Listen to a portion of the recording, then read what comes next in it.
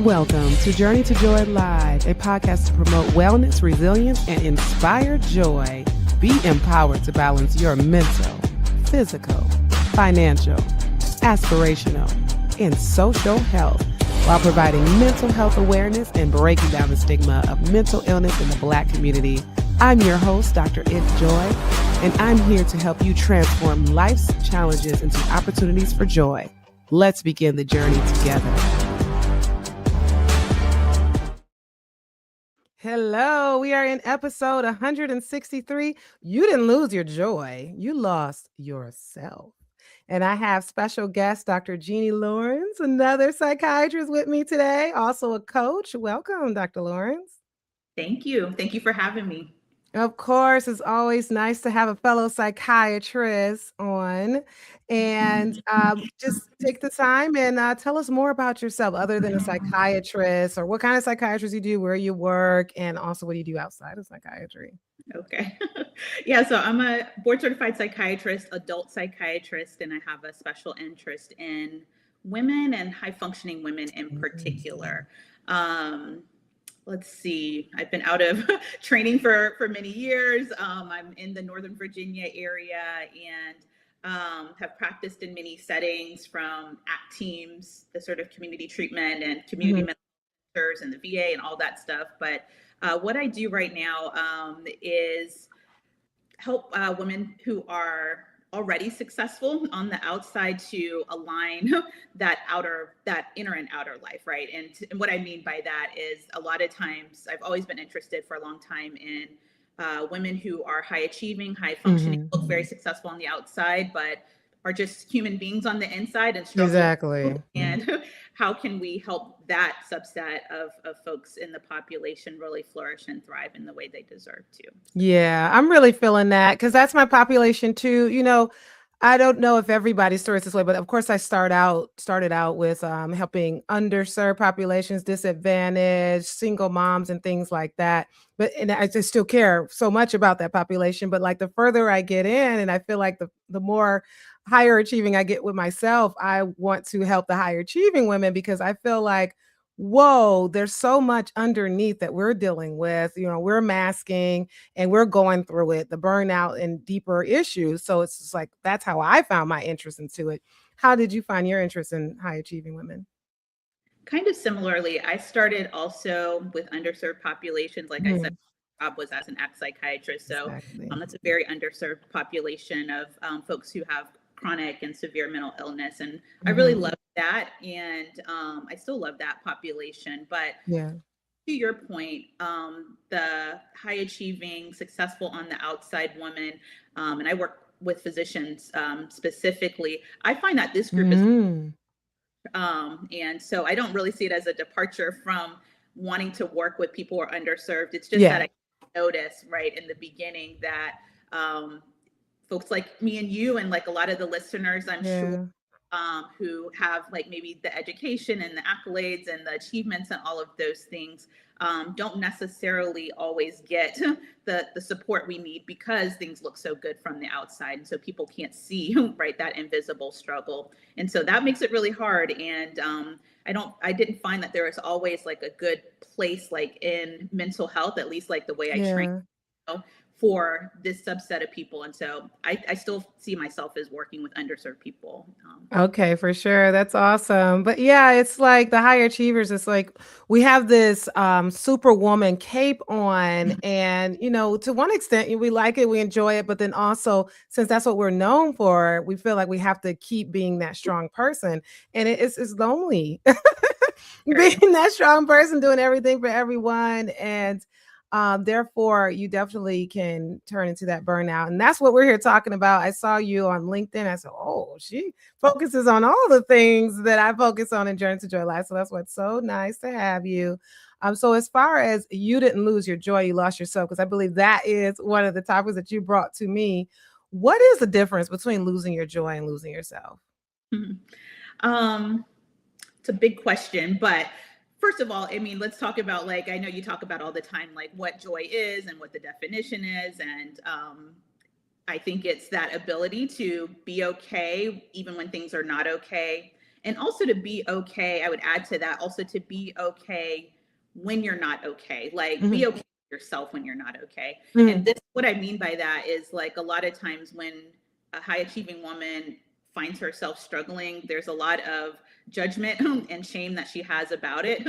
There's Yeah. a lot of, I shouldn't be going through this. I should be able to figure this out on my own. That can keep us stuck in that same place for longer than necessary.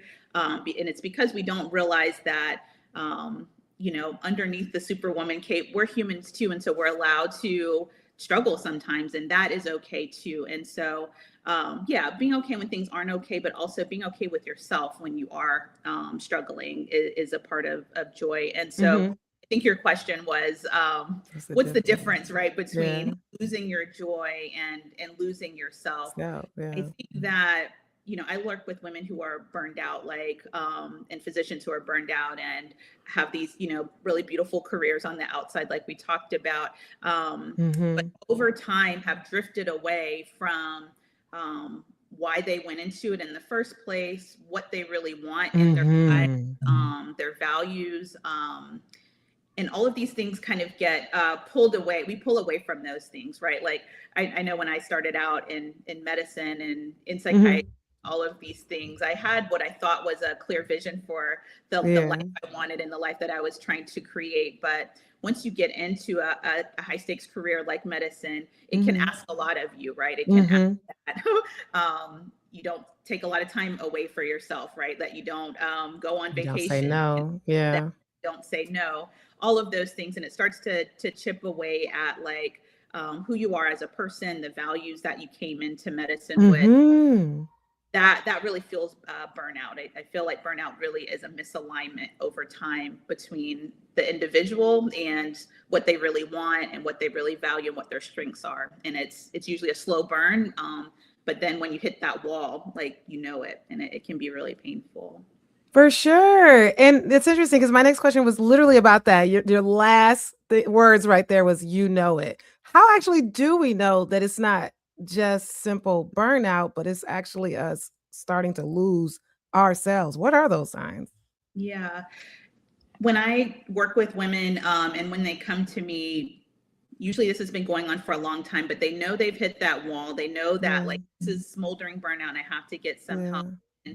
And, for example, the joy that they once had in their career, right, is gone. Like, they're dreading Monday before it even gets there. It feels like they're Mhm. through the mud to get through these long days. There's no excitement, no lightness, none of that. The light has kind of gone out from Mhm.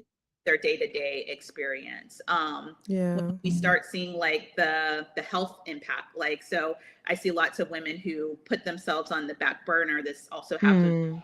out for so long that now their weight is creeping up and their health is kind of slowly going down the drain. They're taking more and more medications, or they're developing more and more chronic illnesses related to not being able to cook for themselves. Right? Yeah. They're eating fast food all the Yeah. time, like, all of these things. Sometimes it's a crisis point, like, when you're not able to do the job as well as you want, Mhm. right? Like, I have clients who, when they come to me, something major has happened at work, like maybe Mhm. a mistake or something like that. And you don't want to get to that point, but those are some Yeah. early signs: losing the joy, feeling cynical about the work that you're doing instead of, enlivened by it, feeling detached from yourself and your Detached. life, and no longer able to really articulate, like, why you're doing this. You're just kind of surviving it. Yeah, and I feel like I mean, I understand completely the difference between losing joy and losing yourself because I know there's many times where I feel like I've lost myself, but then joy has always kind of crept over crept underneath all of that where I could access it. But when I was in academic medicine, I definitely felt like I reached this plateau of, okay, I'm where I need to be in my career. All right. But then it was just kind of like this ceiling of like, what do I do next? So when I left, that ceiling disappeared. And, that's when I created a podcast and private practice and just all other things. And it felt great. So sometimes we need a career reset. Sometimes we need to take a trajectory Yeah, if it's has to do with our careers. absolutely. Absolutely. Yeah.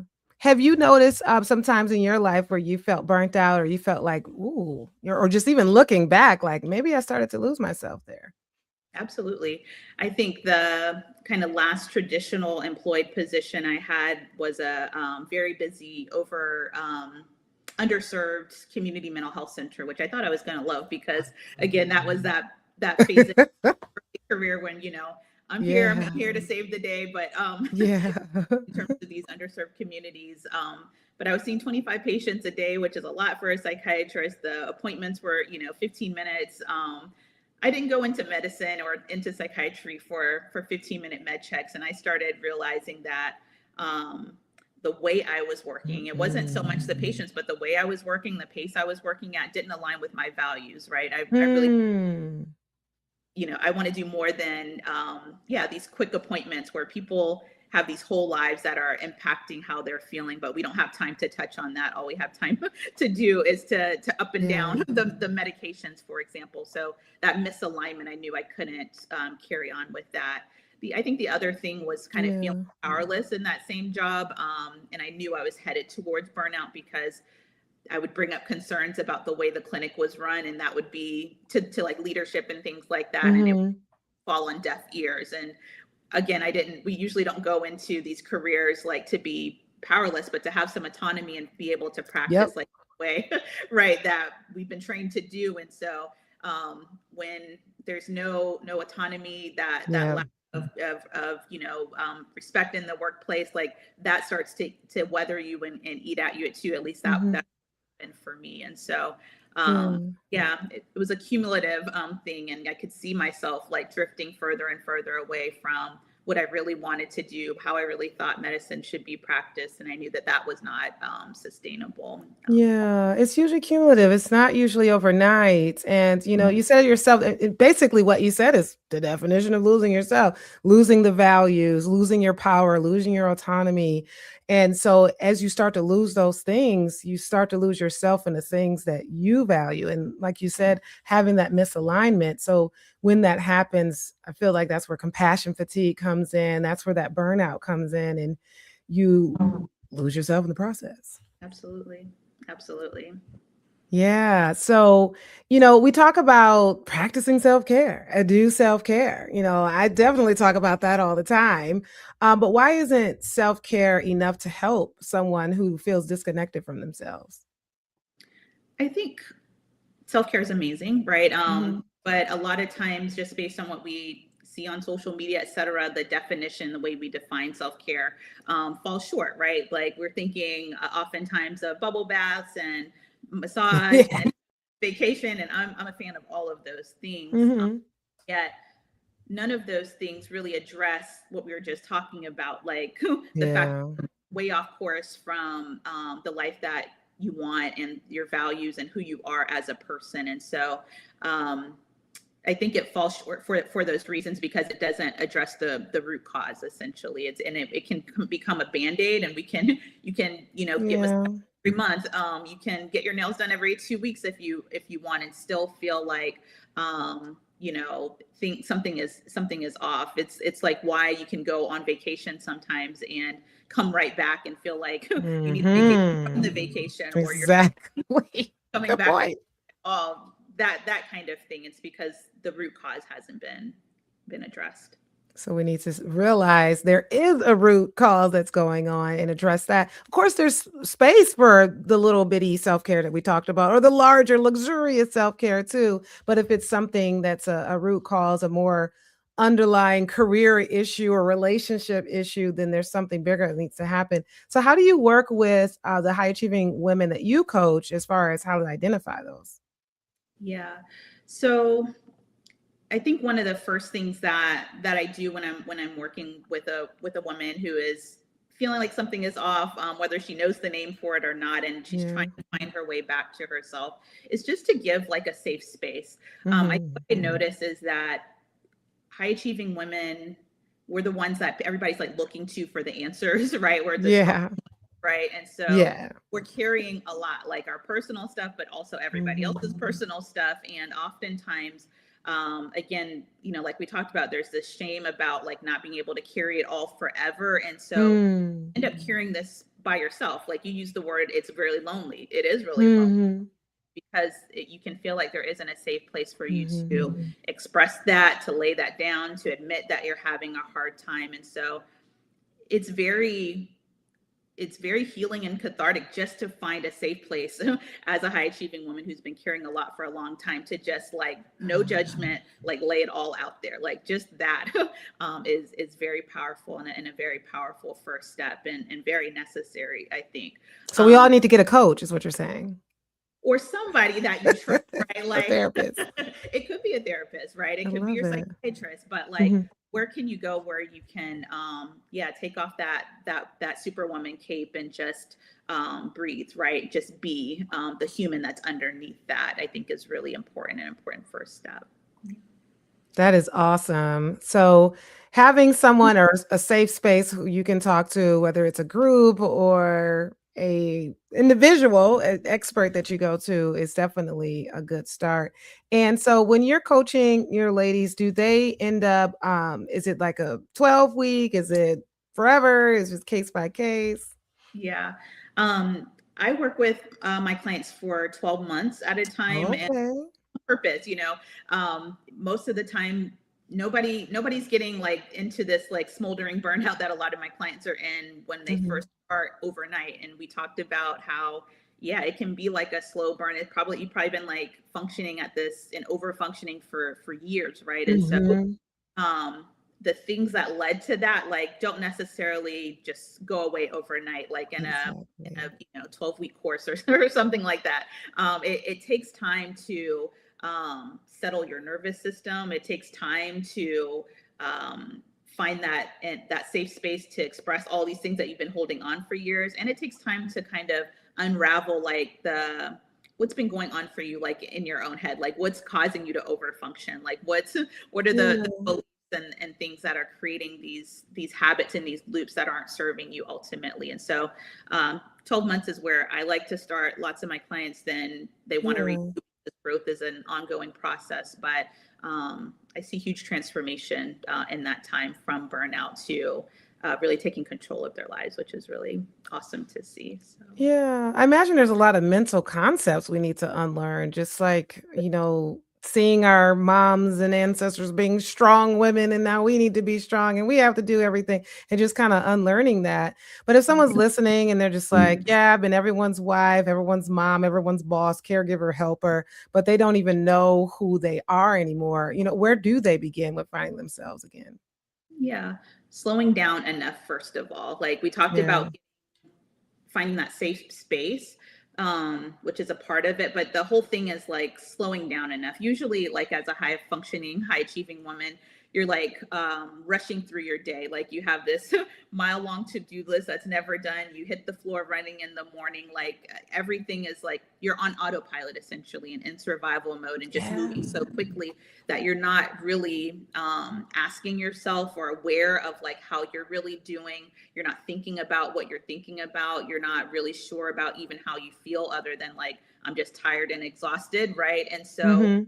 you have to slow down enough to access that.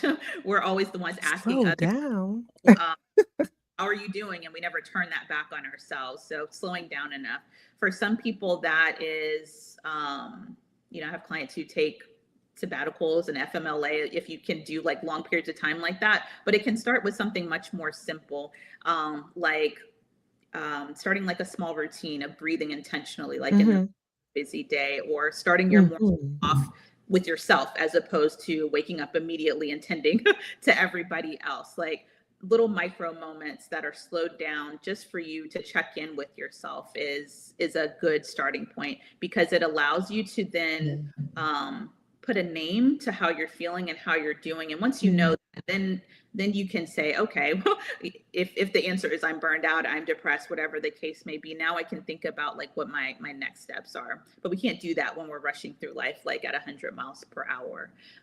So And yeah. that's exactly what we're doing. If we're carrying all these roles and doing everything every day for everyone and not getting enough rest, we're not slowing down. So that's always important. Slow down, self-reflect, focus on yourself, especially if you're able to get up early enough to focus on yourself and not on everybody else. Because I try to be strategic on like Let me not look at my phone. The first thing I do is open my eyes and look at my no, I cannot do that. Yeah. And then watching the doom scrolling, the digital input that we have as well. So all of those are important. What role do you think people pleasing plays in losing ourselves? Oh my That gosh. seems pretty obvious. It's pretty central. I think like most of the problems, right? That a high achieving, high functioning woman who is feeling burned out can be traced back to some kind of lack of boundaries, people pleasing, and Yeah. I think it's huge. And I think it's no fault of the person, right? Like I think sometimes like that label people pleasing, there can be some shame with that. Like Yeah. I had clients say, I'm just they see the pattern, like I'm just a doormat. I can't help but say yes. Like they don't like it Mm. for it. I think what I would offer is like this is coming from these are adaptations, right? You've been like trying to survive in a world where women are told like to be accepted, to be liked, to be taken care of, all of these things. You have to say yes, you have to people please. If you're in a high stakes career like medicine or Yeah. something like that, like it's kind of part of the job, like as you're going through the ranks to make sure attendings like you and patients like Yeah. you and all of these things. And so you're just like surviving, you're just adapting to the world that you're in. It's okay, and at the same time maybe you're in a space where that's no longer serving you and it can Mm-mm. as well. You're not stuck there. Yeah, that's definitely true. I mean, especially as a medical student, a trainee, a resident fellow, whatever you are, if you have someone over you that's supervising you, attending, you mentioned, that's you have to say yes because that's your job. You literally have to do that rotation. You have to do that clinic. You have to see that patient.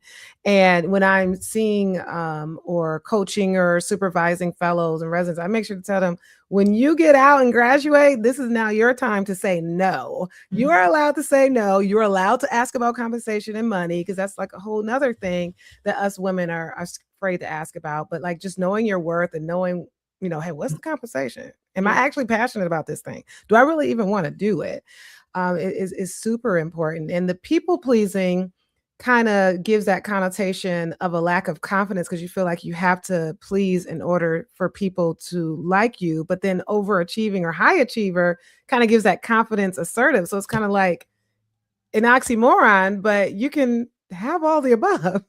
absolutely. Yeah, I definitely think they they coincide really often. I wish I had somebody at the end of my training to say what you say to the trainees, that like this is a different phase of life, because Hmm. what happens is like the same mindset and habits and people pleasing and lack of boundaries and all those things that we adopt in training, right, to help us survive, we take it with us out the door. I know I did and think that like all of life is like that. But like you said, this is a different phase of life when once you're done with that, and it doesn't necessarily serve you to not ask about compensation. It doesn't necessarily serve you to say yes to every single thing. And I think that's something people need to know. Like their life is in phases and seasons. Yeah. Things that might have helped you then may not be helping you now, and you can let them go. Yeah, yeah, I'm definitely in my no season. Now help me figure out what this concept is called because I don't think it's people pleasing. Definitely not that. But like, what is it when someone asks you to do something or say, "Oh, you're great for this role. You should apply for the medical director role. You should do it. You should be president of that over there." And then you feel like, "Oh, they think I'm gonna be great. Yes, I should do it." And then, but then you're like, "But I don't have time. But they said I should do it, so I should do it." What is that? Because that is obviously what leads to burnout if you continue to say yes to that. Or maybe that is under people pleasing. I don't know if I have the name for it, but I know exactly what you're talking Right? about. It's that, yeah, it's that This do it all syndrome. I can do it all.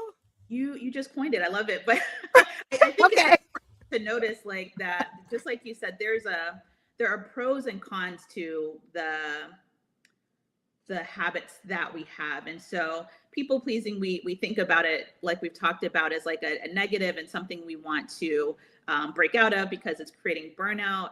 But Yeah, also the reason that we don't break out of it is because it feels really good when people ask us it to, really does. express this confidence in us, right? Or it feels really good, right, when we're the one that the people think of first, like for the job. And so being aware of that, like Yeah. that conflict and the fact that Mhm. the thing that you're trying to let go is also probably serving your ego and your self-esteem in some way. There it is. important, right? Otherwise, you have this um, invisible internal resistance to actually changing the people pleasing. I see that a lot.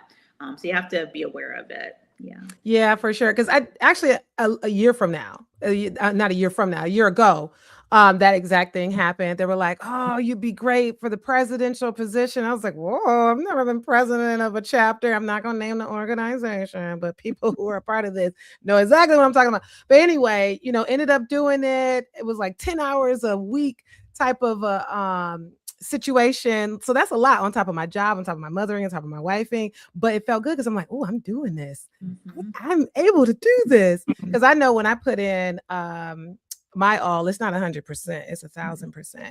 But then that opportunity ended up falling away because it was a situation where it's like, oh, let's charter this chapter.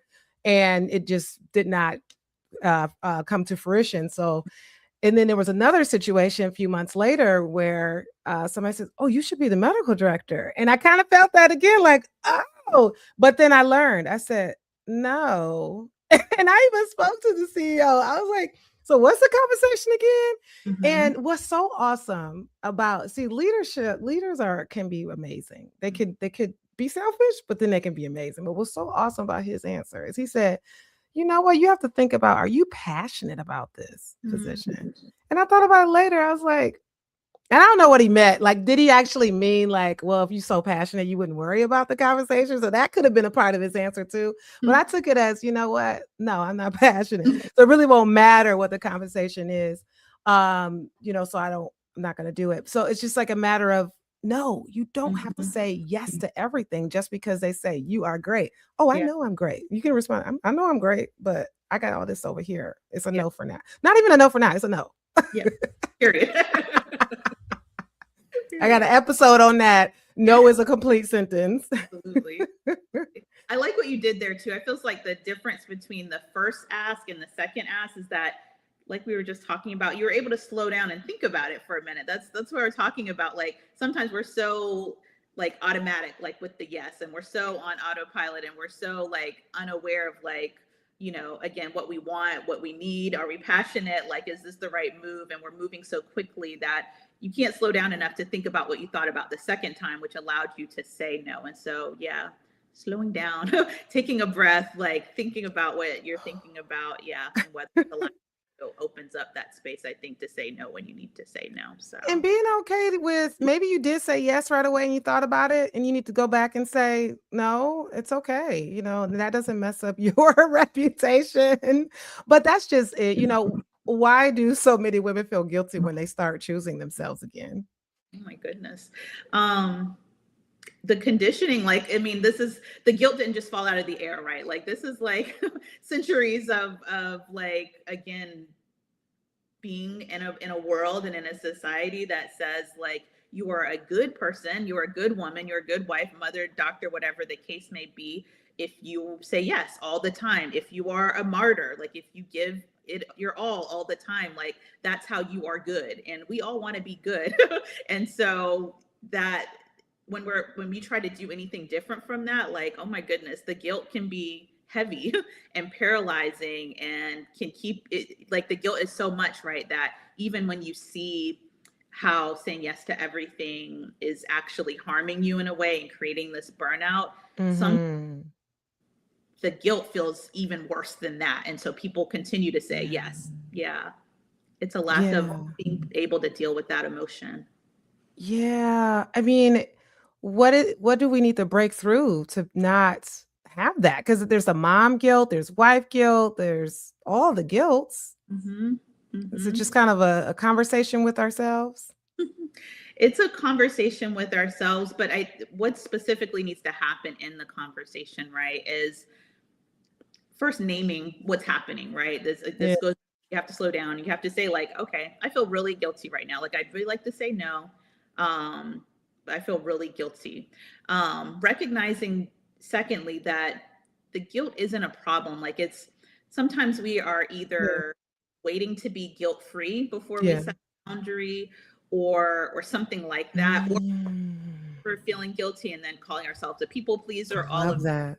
it's more like naming the guilt and just being okay with the fact that it's there and understanding like where it's coming from, right? Like if you're feeling guilty about saying no to an extra committee, it doesn't mean you're a bad person. It doesn't mean you're weak or a people pleaser or anything like that. It's really probably showing that you really care about like contributing to your organization. You really care about the work that you do. That's why you feel guilty. If you can trace the guilt back to the value, Yeah. right? Or Yes. is a beautiful one, like, okay, like what's wrong with caring about my work? Nothing, right? Then the guilt kind of loses its power. And so then you can Mm. say no, right? Even with that little bit of guilt, because you're no longer, at least you're no longer in a fight with the guilt, right? Like you, so you can say, Yeah. yeah, I feel guilty. I know my guilt is coming from a good place. I'm going to say no, even if it's there, and Oh, I know I'm going good. to be okay. So yeah. That's really good. You definitely need to be able to do that. And it's a matter of asking yourself, is this ask or responding yes or no to this thing? Is this going to help me find myself or lose myself? So, real quick, let's play a game, a rapid fire game. I'm going to name an issue or a thing, and I want you to tell me, is it going to lead to finding yourself or losing yourself? Okay. Perfectionism, That is going to lead to losing yourself. Yeah. people pleasing, we just talked about, Losing yourself. Yep. boundaries, Finding yourself. How strong. comparison. Oh, wait, what? It's going to show you how strong you are when you can set those boundaries. Exactly. Comparison, Ooh, losing yourself. productivity. That's a tough one. Ooh, that It is. can go both ways, right? Like over functioning, over productivity, productivity in the wrong direction definitely can cause you to lose yourself. I think productivity in the direction of your values, your dreams, and who you truly are, that's a good thing. Because you might think you're being productive because you were responding to emails at midnight. Well, yeah, that's to lose yourself. That's to lose Exactly. yourself. So then that doesn't Yeah, work. Two more, rest definitely finding yourself. and purpose. Definitely finding yourself. Yeah, that's good. So yeah, it's a matter of like going back to where you were when you first wanted to be that thing. What did you want it to be? And you have that now? Do you have that value? And yeah, sure. Maybe a lot of us are living that dream career, that dream marriage. I got my kids, I got the dog, the picket fence, as they say, the house at the end of the cul-de-sac. But then just something's missing. So it's a matter of asking yourself, what is missing and why, and where do I need to add it in, and what do I need to delete? Especially the delete part, right? Sometimes we're trying to add more onto an already full plate. Yeah, what can I take away? I love that. Yeah, for sure. Well, thank you so much. I realize we're continuing to talk here, and the time is just ticking. It's been so great to have you on. So you can find Dr. Lawrence on Instagram and Dr. Jeannie Lawrence, MD, and tell us what we find when we go to this website. Yeah, at JeannieLawrenceMD.com/sanctuary, you'll find the way I help high achieving women now, and especially women physicians, but high achieving women who are dealing with exactly what we talked about, the life that looks really amazing on the outside, the success and all of that, but inside might be struggling with burnout or any other kind of emotional overwhelm and exhaustion. And how can you find your way to a life that feels as good on the inside as everybody sees on the outside? So that's my coaching practice and how we can work together. And if you're interested, let me know. That's awesome. So, of course, you coach, and you can coach anywhere overseas. Now, as a psychiatrist, do you have a private practice? Yeah, so I really am focused in specifically on my coaching practice right now, and Ooh, I'm doing that full time. okay. And Talk to there's you offline about that. Okay. and so right now, from a purely clinical standpoint, I'm not accepting patients from that standpoint. But I do bring my psychiatrist lens, of course, to everything that I do with high achieving women. And so, yeah, helping you flourish, helping you thrive. I love it. So also you mentioned when you were talking about people coming to you as a coach, having that life that everyone sees as amazing, but really matching that with how you really feel, right? That's what you help high achieving women gain. Yeah. And how this actually goes into the last question I always ask all my guests. Tell us more about your personal journey to joy. And if you have that match, which I would hope so as the coach, how you were able to match that up, the internal with the external, what people see. Yes, I think my journey has been a long one. But yes, I do feel very much that the work that I'm doing now and the life that I'm living now is aligned with my strengths, with my values, with my purpose. And that feels really good. And it wasn't always the case. Like I said, started off as a psychiatrist, worked in many different kind of traditional models, found that loved the patients, but the way medicine sometimes is practiced within these organizations wasn't a match for me. We use the term sometimes moral injury, and I was experiencing for sure when I was, doing 15-minute med checks, but when I really felt like we should be treating patients holistically like that, that was a misalignment for me. Other things like, there are so many parts of the story, but one day, I had a big wake up call. Essentially, I was in one of those very busy clinics, got a phone call that my husband was out of town, but that he had a medical emergency and a code blue was called. And I had to leave my clinic day and go to where he was. And it started to help me realize that one, life is very precious and not promised, that we have to make the most of the one life that we have, that living in purpose and alignment isn't really just a luxury or something to put off forever, but it's something that you can try to grab hold of now. And also help me realize that, like, if I'm not practicing and living in a way that is right for me, like, I can make the change. Like, the clinic figured it out, basically. And we know sometimes in these high stress jobs, it can feel like the weight of the world is on your shoulders. And if you aren't there, the whole thing's gonna fall apart. It didn't fall apart. And I think that's a bit of the mirage that I had to break free from. And so I think I'm getting off track with your question, but all of this is great. Has to do with your journey to joy. These are the things that help me realize that I don't need to delay the journey to joy, and definitely, right? I need to do it sooner rather than later, and do it now. And that's what I'm here, how I'm here now, and how I love what I do. I get to work with amazing women that I love, I respect, and I get to see them, really uncover their own joy and break free from burnout and all the things that can keep us stuck. So that is fabulous. Like, that reminds me of delayed gratification. I'm sure delayed gratification has its place, but I'm just like, no, I'm gonna enjoy life now. If I want to go book that cruise, I'm gonna book that cruise. If I want to go get a massage, I'm gonna get a massage. Obviously, there's means that come with that, but there's also Affirm and PayPal and payment plans too. So budget for joy. That's what I tell people. But also the last thing, when I left academic medicine, one of the fellows, because it was sad leaving. I'm leaving them. But in that validation, one of the fellows said, you can be replaced in your career. They can always replace you, but you cannot be replaced in your family. No. Cannot. There's your husband cannot find another Jeannie, right? My kids cannot find another mom, but that academic institution was able to replace me. Well, actually not like that. It did take a while, so that made me feel good. But oh my God. But I can say what I want on my platform. But anyway, like you said, in that clinic, they figured it out, right? Right. So if you need to leave or do something, don't feel guilty, do it. Because a lot of us docs, we feel like we can't take a day off, and you need to. Yeah. All right, Dr. Jeannie, I'm just going to keep you here all night, aren't I? Love this conversation. Thank you. Thank you for having me on. Exactly. You're welcome. Really appreciate it. Hang on after the outro. This has been an Enjoy Life production. If you're in a crisis, don't hesitate. Call, text, or chat 988 for immediate support. Please note, this podcast is for informational purposes only and is not a substitute for professional treatment.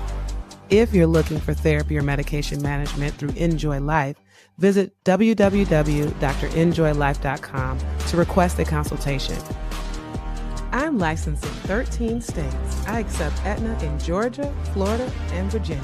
Be sure to grab your copy of the Enjoy Note to help you on your wellness journey. Also, check out Inspired Joy for the wife, mom, boss to help you balance it all without losing yourself. Better yet, get the full Joy bundle for just $45. Remember, Journey to Joy Live is every Thursday at 7 p.m. Thank you for joining me, and until next time, may you continue to transform stress into joy.